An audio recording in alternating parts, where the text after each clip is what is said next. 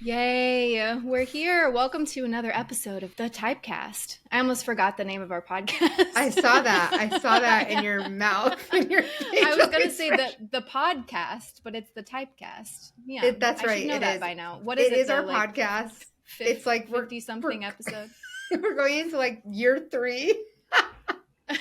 It's Don't okay. worry You know about what? it. Usually it's me that makes a little slip up. So it's nice to see you have faults. Yeah, no, I'm full of slip ups.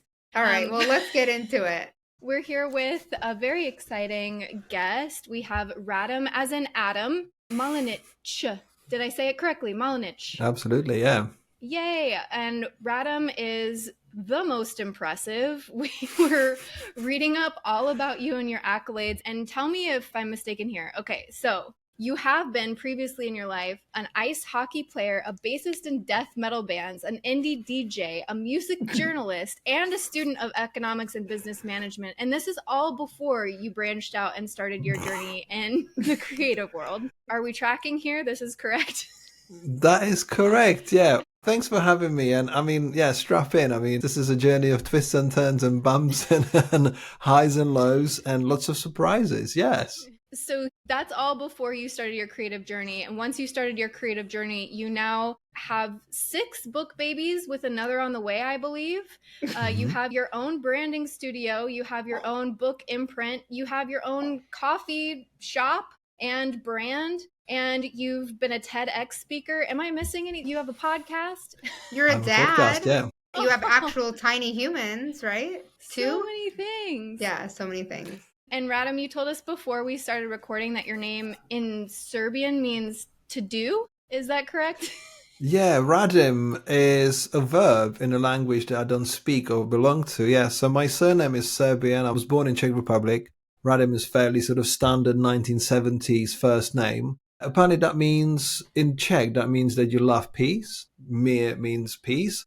It's all twists and turns. I mean, I wish I could sort of show up and like, I'm John Smith and I do branding, let's talk about branding. But there's so much more. Like, yeah, I mean, it's been an interesting life so far. I'm in a quite sort of self-reflective mood as I'm beginning to write my 7th book because it's been a busy year. I mean, this year I did start my podcast, Mindful Creative. I published my books just over a year ago, which was a double release for Mindful Creative and Creativity for Sale. I launched my coffee company in April. I did Headline Talk at Off. And yeah, what am I missing? Oh yeah, and I just about a week and a half ago, I did TEDx talk on the topic of how to find calm in creative storms. So I was going to say, are you okay? I am okay. I mean, I'm 46 years old, and having been in creativity for 25 years, if I wasn't okay, I'll be doing something wrong. I think this is the thing. Like when we started at the beginning of our journey, it's twists and turns because you think it's going to be this calm lake with no ripples and a beautiful sunset. And what you get is obviously choppy waves, stormy oceans, and wipeouts because we are learning about everything. Whereas if it was still hard now, I think I would need to do something different because it would not be enjoyable. I have so many follow-up questions. The first thing I'm curious about is all the different hats you've worn. Do you see any common threads between like death metal, hockey, graphic design, being an author? Is there like a common thread that you always come back to where like work that you do has to be fulfilling in a specific way? Like it needs to be whether it's risky or whether it's like fast moving, or is there like something that you always look for that you found fulfillment in each one of those kind of chapters of your life? I think what it's got, I mean, my path in the professional creativity is been non-linear because I as a young boy growing up in Czech Republic, I decided to join an ice hockey team before I could ice skate. I didn't wake up on my 4th birthday with a crayon in hand and say, Mother, I'll be an illustrator for the rest of my life. I mean, if I did, that would be a stand-up comedian today, obviously. But I didn't know what I wanted to do. Like there was no role models in such way. But because being from a country that likes to play USA in world championships and Canada, so ice hockey is quite a big thing in our country. So I wanted to do that. What I've learned there is just that it's a multi-collaboration with people you don't always like or enjoy. So you start a band with people you don't always like or enjoy because you learn, like, okay, so this is collaboration. And recently I was like, branding, creativity was like being on a team, or in a band. You're trying to make something out of nothing. And you got all these voices kind of playing an essential part. And not always you agree. And you've got this creative conflict. So I didn't like that. I went on my own. I was an indie DJ for a few years, actually nearly 10. And I had 2 parts of like half in Czech and half in England. And I always wanted to be kind of in charge of the creativity, like how I can sort of guide it and potentially inspire it. Because when I got my first job in the UK as a graphic designer, I mean, I didn't particularly want to sort of follow up on my economics degree. I moved to England because I wanted to be closer to the music, to the UK scene. I mean, 25 years ago, internet was a thing, but it didn't work as well as now. So I physically wanted to be closer to music labels, the club scene, the UK club culture, the music scene. So I was on a mission of basically being an eternally curious idiot in a way, because you just find all of these amazing things that kind of tickle your fancy, but you don't know much about them. So you go, well, naivety is a fantastic fuel for creativity. You're like, oh, I'm sure I can try. I can give it a go. And I never suffered with imposter syndrome because I was like, I want that. How can I do this? And that's pretty much what I've been doing for the last 25 years. In fact, for the last 46 years. And I'm like, what's that? I want to try it because they doing it. It must be possible to do it. It takes a lot of bravery to to do that. And I love that quote that you said, that it takes a lot of naivete, or you need to be naive to actually have the fuel for doing things, you know? Yeah, it's like sometimes when you know too much, you have too much knowledge of the potential pitfalls and you become scared of actually facing those things. Whereas if you approach things as just a true beginner, someone who's coming just to tinker and try, then you're not as afraid of the failures as well. So I think that Katie and I talk about a great place to come from that perspective.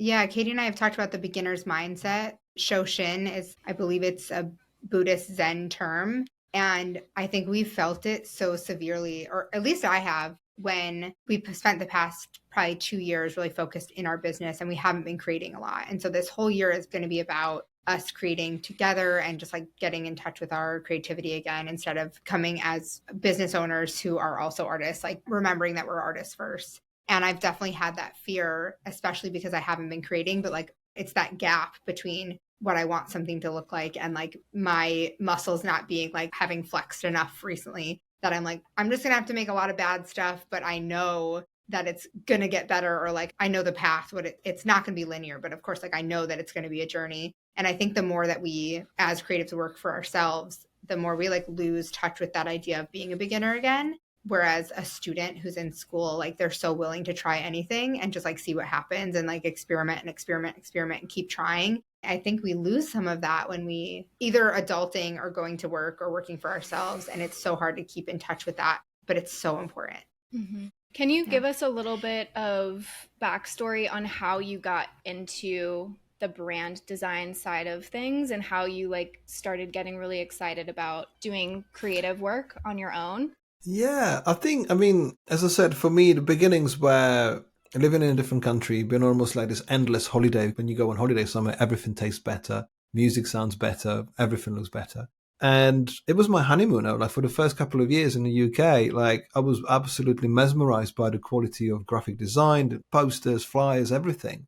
And the surrounding that was so mesmerizing for me, it was actually made me believe I can be part of it. So I just walked into a local print shop and asked for an interview for a job they advertised. And the interview wasn't extensive or thorough because I managed to get that job. You know, that naivety was definitely winning because I had my first job title. I felt like a superhero. I was like, yeah, I can solve the world with my creativity. But little did I know that I was going to meet my Lex Luthor, my kryptonite, pretty quickly because clients, deadlines, feedback, amends, clients, deadlines. You're like, I was expecting the creativity to be this calm lake with no ripples and the sunset in the background. And instead, it was all messy, right? Thinking creativity is fun, but then the client shows up. Like, okay, how do I actually work out what is interesting? Like, how can we enjoy creativity? Because for the first part of 10 years of being in a creative field, I was a graphic designer. So much so that I was sort of embellishing my work as an illustrator. So I actually did 10 years as an illustrator in advertising, to the point I was like, maybe that's enough. But you're learning, you're picking up all these badges of sort of, you're kind of passing through levels, almost like a gamification. Like you learn, until you realize there must be a better way of doing this, you know, because I always try to find my sort of way of self-acceptance of like, I'm trying to be self-accepted for my work, but I was not necessarily accepting myself for who I was, because again, being an immigrant in a country, if you have a bit of a sort of societal imposter syndrome, you know, like, am I being accepted for who I am?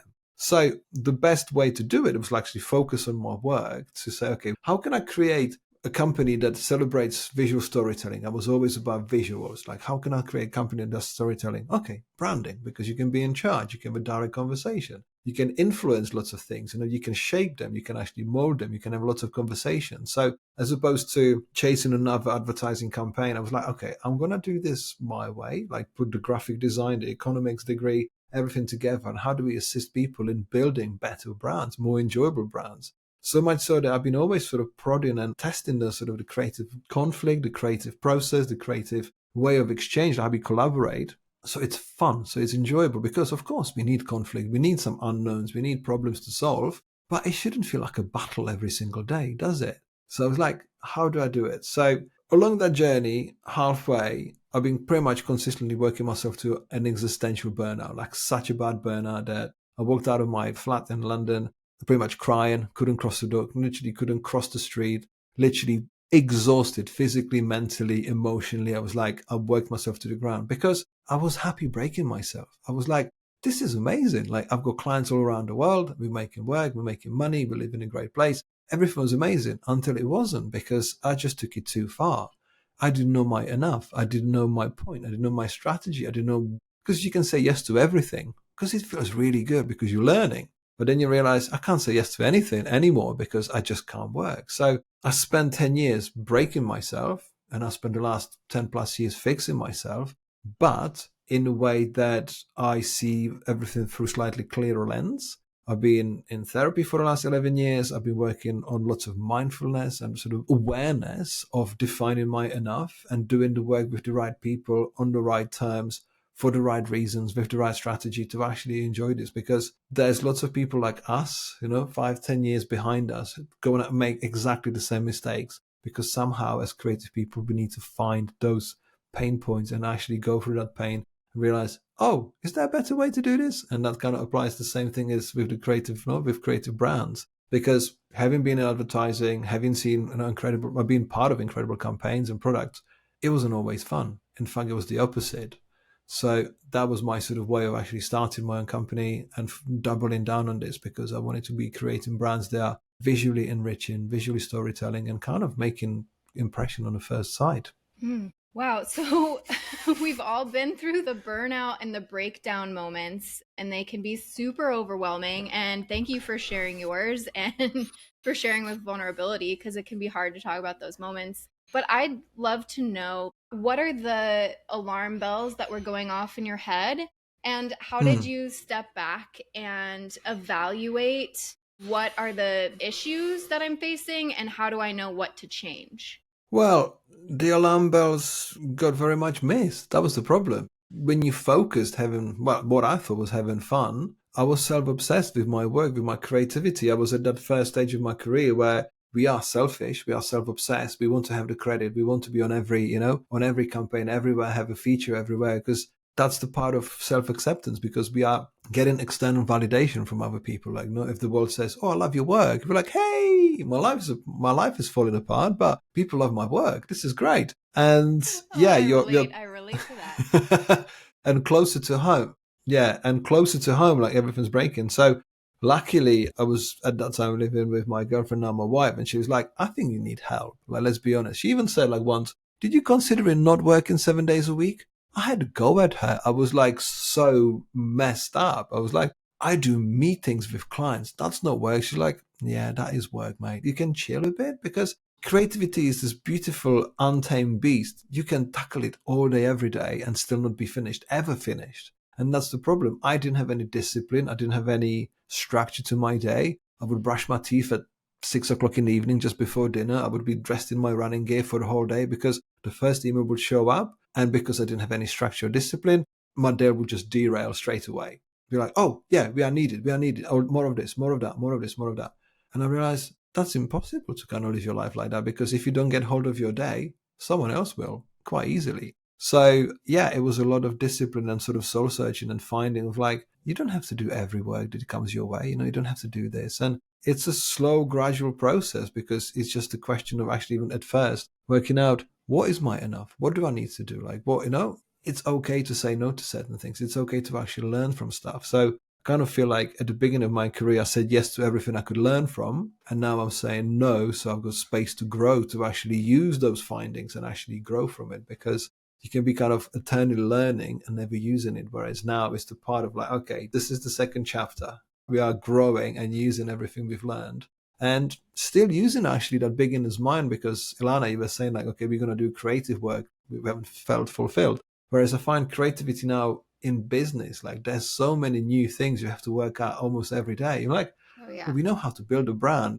Now, how do we troubleshoot this? And having this almost like a dual personality, like, because creatives and business people somehow are usually two different people. It's like, oh, I can solve this creatively. I can find this. And having found that calm in those creative storms, like anything goes, fellas, like you knock yourself out. I'll just sit here, watch it.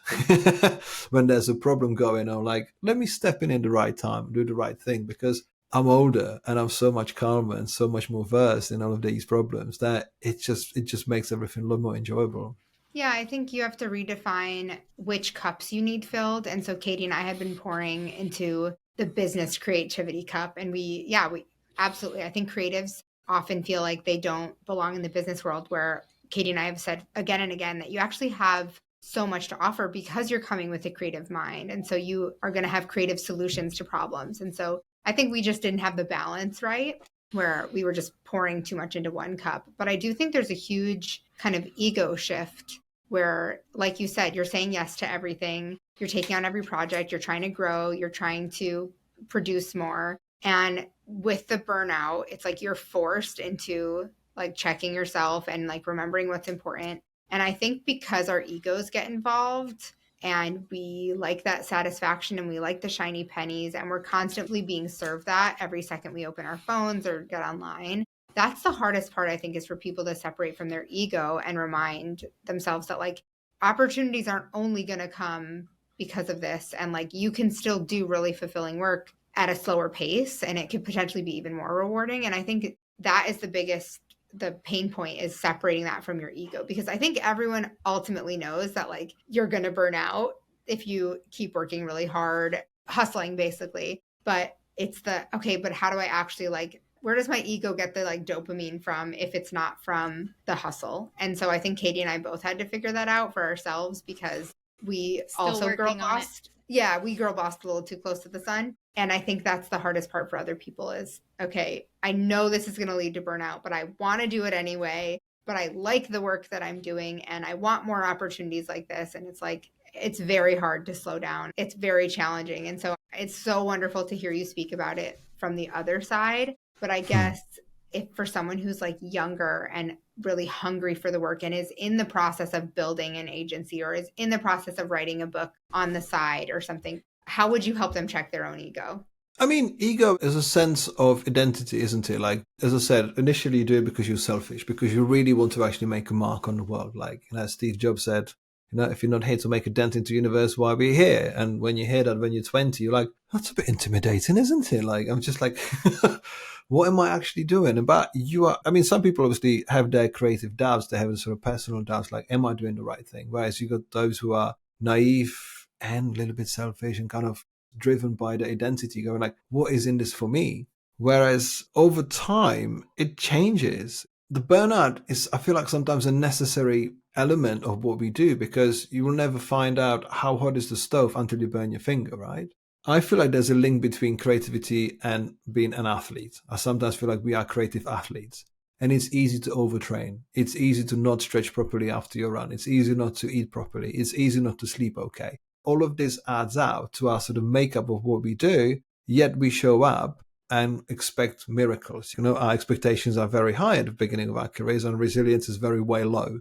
And you kind of ask yourself, like, are you okay? No, not really. Are you sleeping okay? Are you eating okay? Are you exercising? No. Oh, tomorrow. I'll start tomorrow and exercise. Relationship all right? Bank balance all right? Do you follow politics? Well, maybe you shouldn't, Did you make a plan? What's happening? I'm dreaming of flow states. How? Because you create an overwhelming chaos. When I get to sort of run this checklist, I realize their creativity, it's not you, it's me. I'm the reason we're not working out. Like, I am accountable now, making the right conditions for creativity, because it's easy to be unregulated, undisciplined, kind of showing up saying like, wait, there's a restriction in Photoshop, there's restriction in Figma, like this is the constraints of what I'm doing, but you're bringing in chaos. So that link between creativity and athletes, being a creative athlete, like you need to do a lot of work before you show up as an athlete to make sure that you can do your thing properly. And yeah, we don't always think what is the sort of definition of rest in our work. Like, how do we rest? What do we do? Because running your own business, just like any other small business, a bricklayer, scaffolder, electrician, we are all kind of married to what we do. And we always worry that if we don't sort of get on that philosophy that sometimes the tide is out and it will come back, we think eternally that the tide will be always out. Like it's only edging back a bit. It's only edging back. Maybe it will never come, because we are scared, because we kind of holding on to things of like, I don't really want to go back to my shitty job. This is my definition of success. Waking up and doing my thing. That's my success. I want to do that. So we don't always think that some of the problems are short term. If we say yes to a project that's coming our way and we make space for another work to come, that work will never come. So we always work in this eternal battle sort of cycle, an existential crisis, like, will I be working again? Like that's the number one reason I'm hearing from freelancers, and I experience it myself, like, will I work ever again? Well, the thing is, yes, you will, because it's just your turn. It's like when I speak to our mutual friend Liz Mosey, like when she talks about her rejection challenge, you show up to the train station, but the train's not going to be waiting for you there unless you show up at the right time. It's the cycle. It's like it only happens sometimes, because we need to make space for other people to also have their go, So we think that our trajectory should be basically full pelt, turbocharged, amazing career until we are 50, 60, 70, and then we'll have a break. But Stefan Sagmeister says, just chop in some time off, just chop in some reflection, just chop in time when you actually have time to think what you're doing, because you can easily find yourself in my shoes when I was like 10 years in my career, or probably 12 years in my career, burnout with an explosive portfolio of amazing work, but I couldn't remember what I did. I still don't. I'm like, half of the work is, most of the work is just gone. And I'm like, why was I breaking myself? Why did I stay up 36 hours for this client who turned out to be an asshole? Like nobody else would do it. Why did I do it? Okay, maybe it's time to audit what I do and how I should proceed to the second half of my career. We've both just been sitting here like silently with a pleasant smile on, just nodding, because we've just so resonated with what you said, and we've really found that we touched the stove. We had to figure out it was hot. And I literally did that as a baby. We all have to do that. I think that was a great metaphor. And I do think we have said before, like, burnout is par for the course. Like, it's not something we want to wish upon you. And we will give you like advice coming from a perspective of somebody who's gone there, but it's one of those things you just have to experience for yourself to really understand. And everybody's limits and lines are at a different place, and you have to find where yours is. I think it also comes with being ambitious. Like if you aren't passionate or ambitious, then you're not going to want to put in those extra hours. Like we care so deeply that of course we're going to go the extra mile. Of course we're going to take it personally. Of course we're going to like overthink it. And so part of it is like, it comes with the territory and it's wonderful, but like also we got to like draw the line somewhere. And I have so many memories of clients before Katie and I started working together of just like letting the client decide everything and like really just bending over backwards. And like now being like, I can't believe I took it so seriously. Like I could have just not answered the email the minute they wrote, or like I could have just said that's not included in the package. And yeah, part of it comes with learning and growing, and part of it, I'm not saying, go burn out and figure it out yourself. I'm just saying part of it comes with learning. And I think the mindset is really important, because if I hadn't taken it quite so seriously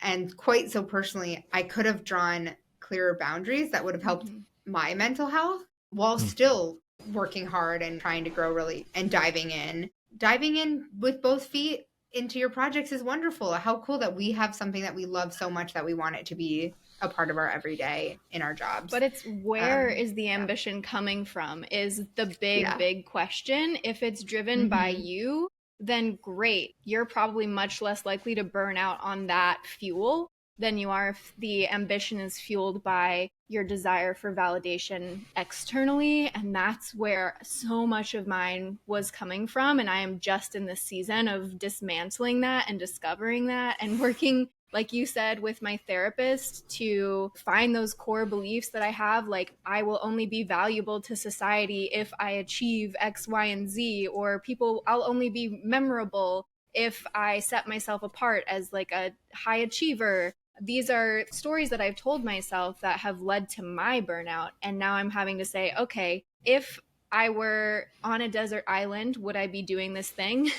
Would I continue to make art? Would I do this project? Would I do that project? And that's, I mean, obviously there's money and surviving that I have to take into account, but I try to imagine that as like a factor into if I'm going to say yes or no to something. And, that kind of leads into this next chapter. So you've identified this problem that you had. You've found this burnout. You see what's wrong. So it seems like your hypothesis was, I've been saying yes, and I've been getting external validation. What if I say no and seek internal validation? Would you say that's a correct vision of the hypothesis that you had for yourself? Absolutely, yeah. I mean, it was a path to self-acceptance. Absolutely, because when we work on our self-acceptance, and again, it's a gradual process, all of a sudden, the sense of competition and any comparison falls away because we have been sort of given these amazing tools in terms of software, but we've also been sort of thrown into the world of social media with no manuals, and social media is changing every year. So you kind of like, you don't know how to use it and you overuse it and you use it wrong.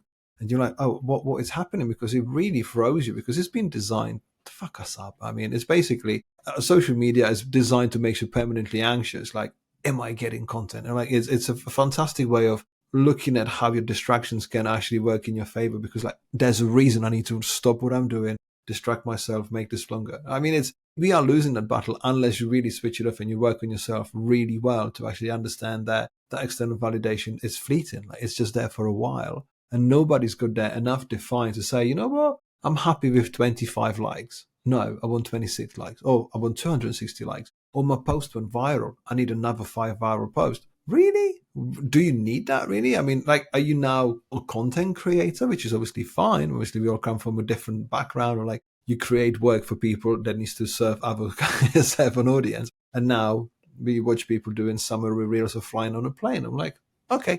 So it's just kind of, it's this way, okay, validation comes from somewhere. And if you're looking for external validation, you'll be looking hard and you'll be getting disappointed a lot because everything will feel like a competition. Am I good enough as somebody else? Like, seeing the world through the little squares makes us invent false narratives. Success competition, ambitious anxiety is not healthy. Again, that's a part of ambition. You want to be as good as somebody else. Somebody's showing you that this is possible. But that's their story. And you've got no idea what's happening behind the scenes. You've got no idea. Because, Ilana, you said that obviously going that extra mile is one of the things that you did. And there's a great quote by Dan Martell who said, the last mile is hardly ever crowded because not many people are prepared to go that far.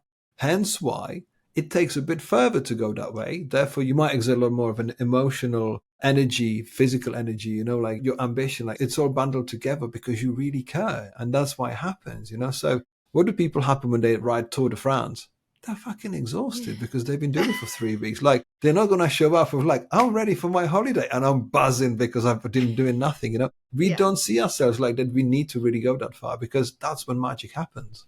Okay, I've been sort of doing this challenge for myself because Katie and I post regularly. Social media is like the worst, but it's obviously a very powerful tool and we're not quitting anytime soon, but we're, kind of rolling with the punches. And I saw this post from Real Fun Wow. I think his name is Darren, right? Yeah, Katie? that sounds right. And he's so funny. And he had a post recently go viral and he was like, it's so funny because this post has no impact on my business. I make $0 from it. I just posted it because I thought it was funny.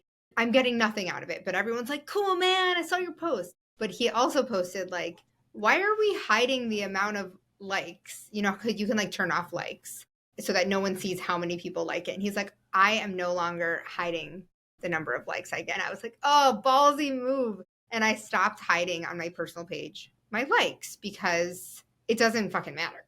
Like, it literally doesn't matter. But of course, then my ego is like, oh my God, this post tanked. And I said to someone who complimented one of my pieces, one of my reels, I don't know. They were like, love this art or something. And I was like, yeah, except it tanked. And then I was like, wait a second. Funny how when you don't show up posting content for a year and then randomly post, nobody sees it or likes it.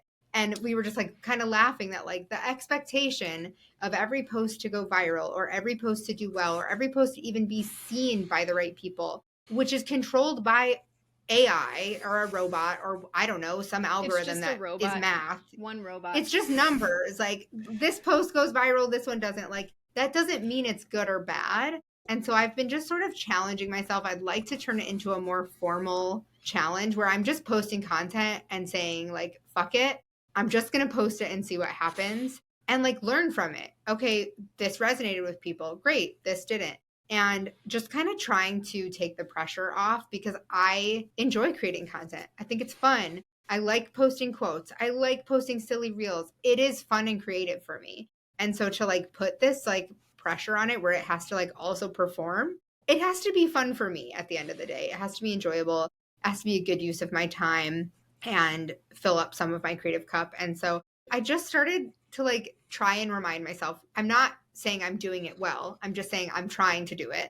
And yeah, I'm just trying to take the pressure away and see what happens if I just look at it like it doesn't have to be my portfolio. It can just be throwing spaghetti at the wall. Let's see where it goes. Maybe it'll be fun. Maybe it won't. And I'm curious to see if I start to feel better about just putting it out there or if I feel like if it helps me get rid of the need for validation. Yeah, it's just an experiment. We're going to find out what happens. I wonder what would happen if it was possible to turn the likes off for us and for the audience.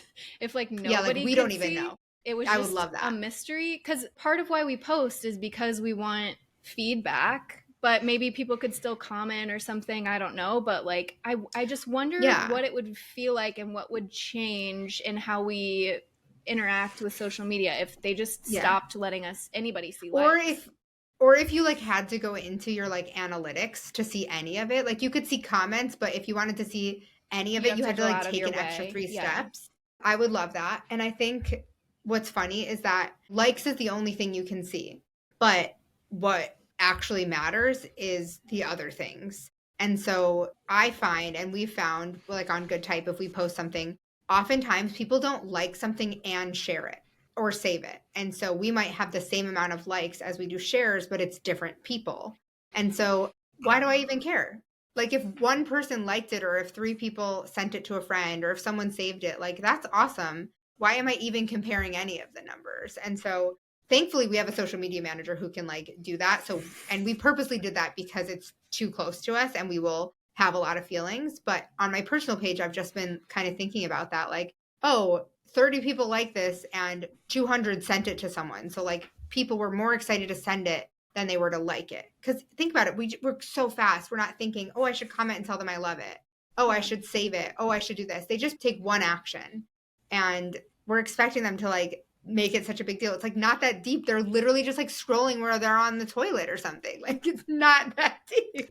This is interesting what you said because it made me actually draw a comparison between my social media presence and my books. Because when you publish a book, it just goes and does its own thing in analog way. I mean, you got Kindle sales, of course. I can, there's data from Amazon and obviously from my own store, but it's that sort of drop-off point. Like, okay, that goes out and it does its own thing. Someone might show up, say like, hey, I've got your book. Sometimes I meet people, they're like, after half an hour of conversation, they're like, oh, by the way, I've got your books. And I'm like, you tell me now that you got my books after half an hour? Or like, oh, I listened to your podcast after like 15 minutes. They're like, well, cheers. I'm like, I'm glad that you sort of said this conversation in a different way. But I think the mystification of social media following is just that I know some people with literally 1 million followers or 800,000 followers, and some of them don't have any work from it. Like it's just a way of audience building. This is what it is, because I think it all sort of boils down to expectations and resilience, because if you got high expectation that Instagram is going to change your life and you don't know how to deal with the fact that it doesn't or hasn't yet, it's about like, I show up with no expectations. This is the best part of being this age with this many years and with this many escapades behind me, because anything goes. I'm curious what might happen. This is the best part of like, you know what? We're just going to do the thing that makes us happy first, and then we tell people about it. And in fact, why don't we just use ads as opposed to community building? Because with everything that you publish a book, if you got a community, everyone will buy it. And it's a bit like albums from famous bands. They just go to number one and then they don't sell anything after the first week. So it's like, it's the other tools that everybody else is using in form of like in big publishers and big companies, because that's how advertising works. Like, it's good to be known, it's good to have an audience, but that's no solution to any of your problems. It's like, that's just a part of your authority building, like your leadership. And it's question how you use it, because if somebody likes your post, they'll make their own copy and they might get twice as many likes and twice as much engagement. But who knows? It doesn't matter. Yeah, speaking to finding the right metrics of engagement and like what we should actually care about, it feels like we've gotten addicted to these tiny little micro engagements. And back in the day when something got picked up by like a blog or something, and then you started getting personal emails from people being like, wow, this really made a difference for me, or like, this is so cool.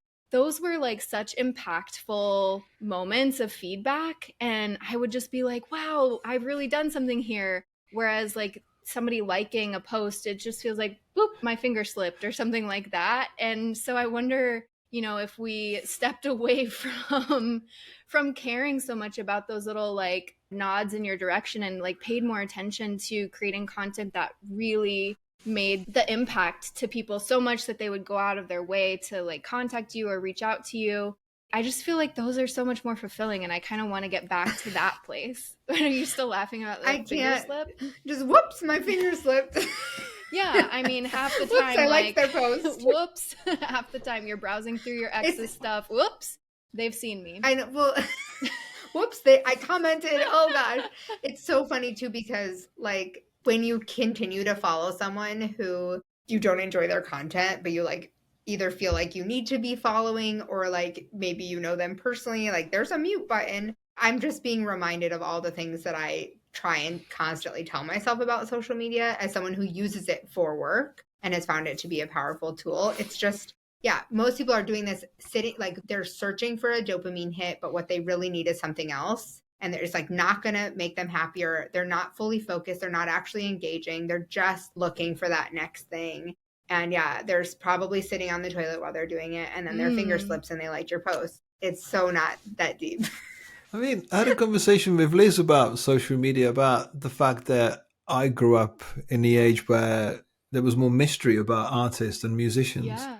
There was more mystery about artists and musicians because they just showed up. There was an album. You didn't really know what they had for breakfast or what they did, or if they were sort of secretly racist. You kind of had to sort of fill in the blanks. Whereas we just know too much about too many people. Of course, we like to follow. Like, it's everything. Like the game, especially for musicians or actors, has changed. Like, because you're more of that yourself. You get more of likes. You get more of dopamine. You get more validation. You live off that. But I kind of feel like sometimes if I find a work of art or like sculpture or something, you try to find the artist. And they've got like 2 pictures on Instagram, and they're like a blurry picture of a sourdough bread and like a meal from Rome or something. They're like, that person's amazing, and they don't really care about what happens about this. Do we direct the energy to the wrong corners, or like do we spend energy in the wrong way? Because what happens if Elon Musk buys Instagram by accident because there's his finger slipped and he bought it. It was like, I just spent another 17 billion on Instagram. And then obviously it all turns into a shit show. And you're like, oh, wait, I've spent all my life building this. All of a sudden, I don't want to be associated with who's coming next. Yeah.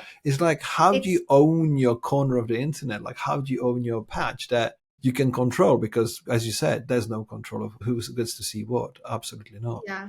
It's so funny because the people who we tend to admire the most, and actually like the whole point of the whole like core of Good Type, is putting a spotlight on people who we feel deserve it and maybe aren't getting it. So to us, we're looking for people who don't have the big numbers and that we think they should be booking more jobs, or we just think they're really great and we want to give them the spotlight that we can share. And one of the things that always makes us laugh is that the typeface, the font family that we used for our branding, when we looked up the type designer to like connect with them on Instagram and be like, we're using it for our branding, their Instagram account is just pictures of pizza. That's the one and, I was thinking of. As soon as he said that, I was like, pizza.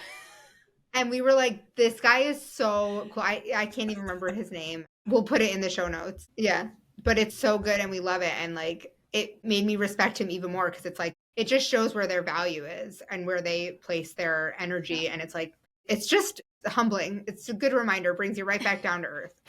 Well, to continue this conversation in the direction of how it impacted you, Radim, let's talk about what changed and what did your business end up looking like, and what kind of projects did you take on once you started saying no's and started investing more in things that you wanted because you genuinely are the driving force behind it.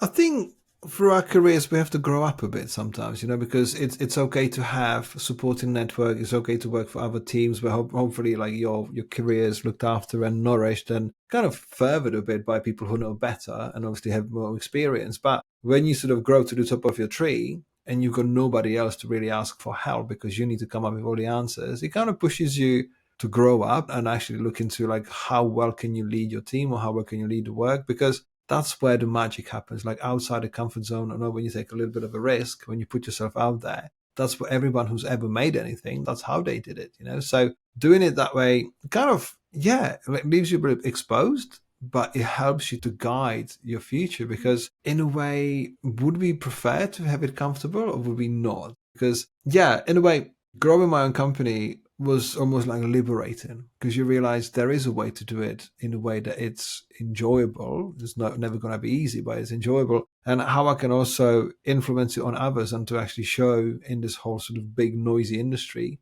that there is another way to do stuff. Because again, I only have to do a little bit of social listening and to find out that we repeat our own problems. There's a delay, almost like, you shout in a forest and it echoes 15 times. So like there's 5 different designers going, I'm still doing 7 logo ideas for a client. I'm like, we all did that. Why did we do that? Like, we can tell people now, like, you shouldn't really do it. But then it comes with a growth. Like, it's not because you got bad logo design. It's because you don't know how to sell it, like how to actually structure it. How do you align it with the business proposition? Like, they don't need to see 7 ideas. They just need one, because they don't sell 7 different Mars bars. And they're like, which one would you like? Would you like this one? Would you like this one? Would you like this one? Of course, there's different flavors, but they're going to, there's ways of processing. Like, we need to stand confident and be sort of knowledgeable. Like, okay, well, how does this work beyond the realm of actually creativity? Because we are working as another business. It's just the one that's got a heart and soul on the door. And we've got heart on our sleeves going, you know what? I've decided to create business around my creativity, about my insecurity, about my hopes and fears. This is what we do. And to make a sustainable career, you need to learn how to actually make it sustainable. So I think we are incredibly lucky, because being what I call the 21st century creatives, because it's the traditional sort of graphic design plus all the noise and the beautifully the hyper-connected world. It's a lot more confusing, it's more noisier, but it also gives you so many more opportunities to be whoever you are, whenever you want to be, because it feels quite scary to reconfigure your career, change your career and make a pivot. It's scary because you've created something that people come for. You're like, you know what? I'm no longer happy doing this. I can do something different. Shall I do it? Yeah. Would it make me happy? And it feels like, everything that you've created will, all of a sudden pass. Whereas people come to you because of the problems you can solve. So the more well-rounded, I always believe like we should be multifaceted creatives. Like we need to know well more beyond the realms of creativity, because that's what gives us longevity in our careers. Because the more you work on yourself, the more you see your therapist, the more you understand yourself, the more you understand your decisions, your childhood, your traumas. The more you know that,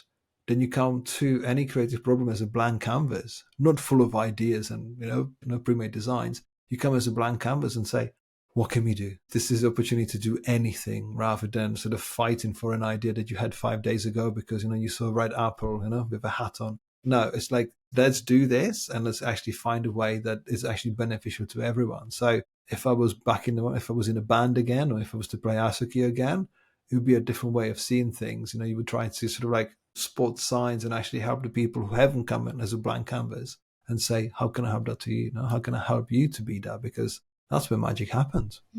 Okay, so your coffee brand, I am really curious about this and how this kind of fits into what we've been talking about, and how it kind of scratches those itches that are fully your own and not necessarily about validation for other people, and how that was born out of kind of where you evolved in your career. Can you tell us a little bit about Lux Coffee, which I would love to tell you Lux Coffee, yeah. So it's an interesting story, because I believe that as creatives, we always tackle that blank piece of paper, like this is where everything starts, even with the AIs and whatever, like, you can always generate millions of ideas, but it's the blank piece of paper that you need to sit down quietly and work on it. And there was in my second book, there was a blank page which I needed to fill. So I had a yellow image mock-up for coffee packaging. I thought we were doing it for a client or something. And my daughter's middle name is Lux. And I was like, I need to create 2 pages, 2 basically full mock-ups for fictional coffee brand. So I did Lux Coffee Roasters, put this sort of squiggly pattern on in multicolored, trendy colors, put it on, 2 pages covered, put it on Instagram, and it blew up. When we talk about likes, it was more like, I was almost like embarrassed because it was a fake branding and it was being reposted everywhere. It had like literally no exaggeration, like 500,000 likes. And I'm like, by that point, I had published 2 books. I've taught myself everything about publishing, like how to do Amazon ads, how to do other ads, like how to actually launch things properly. It was the fact that in 2019, because this image was still blowing up, I was like, am I starting a coffee company? Am I doing this for real? So I started asking, like, how do you do it? Went on YouTube, asked literally YouTube, like, hey, how do you start a coffee company? And there's like too many people wired, like, this is how I've done it. You can do this and you can do that. I'm like, wait a minute. So you don't have to be a roaster. You can go to a roaster. You can ask them to use their beans. They'll white label for you. Like, what do I do? Okay, so I was like, let's do it. Had lots of samples. Like, okay, we're going to do this. But because I was a patient zero, just like in everything else, like a patient zero, like, how does this work? What do I do? Because I knew nothing about coffee. I was excited about branding, but the coffee was like a side product.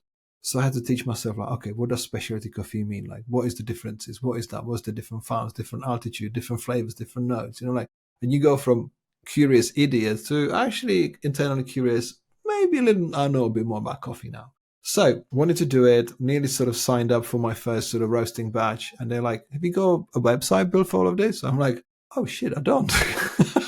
It's like, maybe you want to reconsider. Pandemic happened, other priorities. Like, okay, just sort of prodding this thing literally one day every month, prodding. Like, what do I do with it? So much so that Domestica showed up like, hey, we want you to do a course. What you doing? I've got a coffee company. Like, let's do Domestica course, which was a fucking car crash. Like, it got deleted and I would love to forget it because it was a terrible experience because I was not using my script in the end. Anyway, that's a whole nother podcast on that one. The wind was sort of knocked out of my sail a little bit. It's like, okay, focus on books, focus on things that were more established. And then a few years ago, we rebuilt the brand. Like, okay, how do we build it around a niche? Because the roasters will tell you that they get 40 to 50 calls a week from John, Barry, whoever, go like, hey, I want to start a coffee brand. Like, you too? There's like 200 people a month, and those people are dreamers.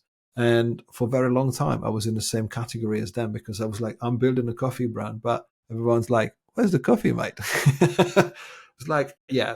So I really needed to find a purpose with this because I could have launched it in 2019 with whatever brand or whatever beans, whatever branding, but I couldn't get excited as a patient zero about coffee from Sumatra. I was excited about the product, but not necessarily about the origin story. I was like, how do I get it to people so they get excited about the brand? Almost on the basis like people go to Starbucks, they don't necessarily care where the coffee's from. Or we got Honduras blonde roast, like people be like, what's that? Like holding their latte. Like it's just people do it because it's a brand. Like that sort of happens to almost to every high street brand or coffee brand. Like people go there because it's a brand. And I was like, how do I build it for creatives based on creatives? Like that was my niche. Like I write books for creative people. I want to create the same thing for my coffee brand. So I looked at creating coffee for moods, like having our procrastinator, bookworm, all day, like commuter, like how do you create coffee for those moods? Not art director or graphic design coffee or whatever. Like how do you actually celebrate the moods? Kind of tapping into my written work from mindful moments. Like how do you actually set some time away from work and stop worrying about deadlines, the kryptonite. So we had everything built, but we had no packaging. I found a roaster. We had a merchandising company, like everything's built to order, like everything's done. So there's no running overheads. Literally, it's a net positive company. But we had no branding. I was like, everything I wanted to do had been done. Creative, the characters, like let's say we can draw a procrastinator, we can do all of the things. That had been done so many times because the coffee space is beautifully incredible in the way how quickly it moves, like the innovation, the packaging, the design. It's a fantastic sort of micro industry that, of a design that influences so many things on the outside. So I was like, what do I do? And for a year, I did nothing. I just rebuilt everything, but we had no packaging. And I watched Aaron Draplin's talk from Adobe Max 2023. He was suggesting lots of people like follow this person. And he suggested Julie Solstrom. And I'm like, Julie Solstrom? I was like, kind of, yeah, okay, we like this. And me and Julie, we played this sort of tennis of social media, like followed each other on different social media, LinkedIn, Instagram. I was like, I think we need to do this. I had no vision. I was like literally so lost. I'm like, what do I do? Got in conversation with Julie, agreed to do this, and we kind of worked it out on the fly in a space of 3 months because I wanted to have a coffee brand that turns into a product, merchandise. Every designer starting something new, you want to have a merch. Like to any design event you go to that's been put on designers, too much merch. We love merch because it's amazing. Like it's an extension of our souls. So we finally managed to launch the company this April, so quite a few months ago now, but in a way that it's still in the learning phase. We're still informing ourselves of like, what's the drinking habits? Who drinks what? Like, how do they do it? There's differences in the UK. Apparently, the more south you go, people like a stronger coffee. More north, they like a weaker coffee. So single origins, down bottom, dark roast blends, more sort of African coffees. This is all learning, like no one told me, hey, by the way, you need to spend a year on this. This is more like, I am curious about this because this is all this fun stuff. So now we've got a company that's providing platform for new and emerging artists. We're going to start lots of collaborations next year. We're trying to introduce better coffee to design agencies, like how to drink stuff that's actually nicer, and promote mindful moments to actually take time away and have a bit more of a education on like how do you make the creative process more enjoyable. And that goes all the way back to 20 years ago, which I wish it existed when I was making a dent into the universe. Oh, what a beautiful rainbow bringing us back. There's your sunset in That the was in the plan. background that you were talking about. There's your sunset. Wow, that's such a cool case study in what happens when you follow your curiosity. I just think that's a really cool reminder of how graphic design is kind of like a gateway drug into any industry that you never would have thought you'd be involved in. So many random projects that have come my way have caused me to research into like candles. When I did branding for a candle company, I got like really deep into that. And I was like, I never thought I would know this much about candles. And now I do. And, who knows what weird side path you'll take whenever you're, especially in like branding or something like that, when you research. So freaking cool that you let yourself follow those threads. And it seems like you don't overthink it. You just kind of say, okay, what's the next step? What's the next step? And you have that beginner's mindset where you're just like, okay, let me jump in and see what happens. Yeah, I think it's beautifully said because, through our clients, we learn a lot about stuff, and it's been an incredible journey to be building products for more than 20 years with people. And sometimes you think like, they're not that clever. They're just naive. They got a beginner's mind. Like they are really obsessed about the end product. And you're thinking, we know so much more, but we are a bit more cautious. Like, do we need to sort of just risk it a little bit? Because the risk between I could have put a lot more money into the roast, I could have had lots of coffee sitting on the shelf, or some of the stuff that might not be selling as well. But I wanted to find a way that is done in the best possible way, or it just takes a little bit more digging. Because as I was saying, like in our sort of self-obsessed, selfish beginners sort of career, we really want to rush stuff. Like I want to get stuff out there now. I want to do this quickly. I want to do this quickly. I would have never thought that I would allow myself 6 years from the first idea, from the first mock-up to the launch of the company, thinking that took that long. But I don't have to go and undo any mistakes. Like literally everything that happened, I did bit by bit. Whereas that applies for creative work. Sometimes we just got self-initiated projects. We're like, I need to do it in 5 days. I need to do it in 5 hours. Whereas if you give yourself 5 months, you end up in a totally different place. What happens? Nothing. You just spend just a little bit more time on actually making something better, because you don't have to redo something. You don't have to change it. It's like you're actually making something with the reflection of time, something that's a more well-rounded article. So it's a super exciting brand to have, because now I feel that people come to me and ask for collaborations. Like we're doing things that could be silly, could be funny, could be more expressive, but I've got a coffee company. John never thought I would be saying. I was like, of course, that gives me an idea. Like, what do I do with it next? Like, what else can we automate? Like, we can create another offshoot of another coffee company. So it's exciting because I'm using my studio funds and my revenue to actually be funding my future, because this is the future step into what I'm going to do next. Because as one of my roasters said, coffee is addictive. People come back for more, So it's a simple thing to launch, but it kind of goes with how we look into my sort of publishing. Like we're creating more books for now for more niches, like creating books, expect less from commercial value, but more to actually to have the right conversations with people. Because the things that I reeled off at the beginning of our conversation, like doing a TEDx, didn't come on the back of my Instagram followers. It came on the back of having books. It's having on the back of a story that's interesting. So like, how do you create yourself to be different? Because when you double down on who you are and when you try to find your right expression of your output, that's where the magic happens. It doesn't happen in a square just because somebody found it. It's more like, how do you create things outside that space that people find from other walks of life? The people with pictures of pizzas on their Instagram or the 2 pictures of ciabatta. We creating things for the 99% out there, and they don't always know where to find us on Instagram or where's your website. What's the thing? It's more like, here's a book, take it, here's the coffee, drink it, like inspire people and showing them that this is all possible, because it's not always pretty or easy. Sometimes you might worry, like when the tide will be out or when the tide will be back up.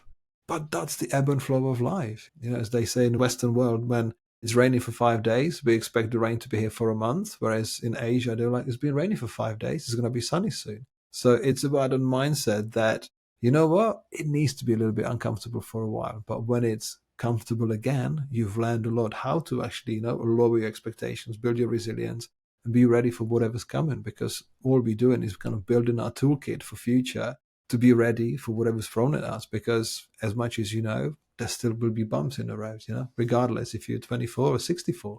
I think that's a beautiful bow to put on the conversation.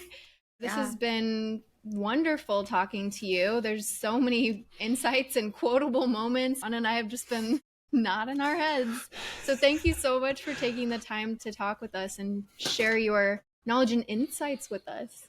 You've been most welcome. Thank you for having me. I really enjoyed being here, and thanks for making it happen, because it took us a while to make it happen.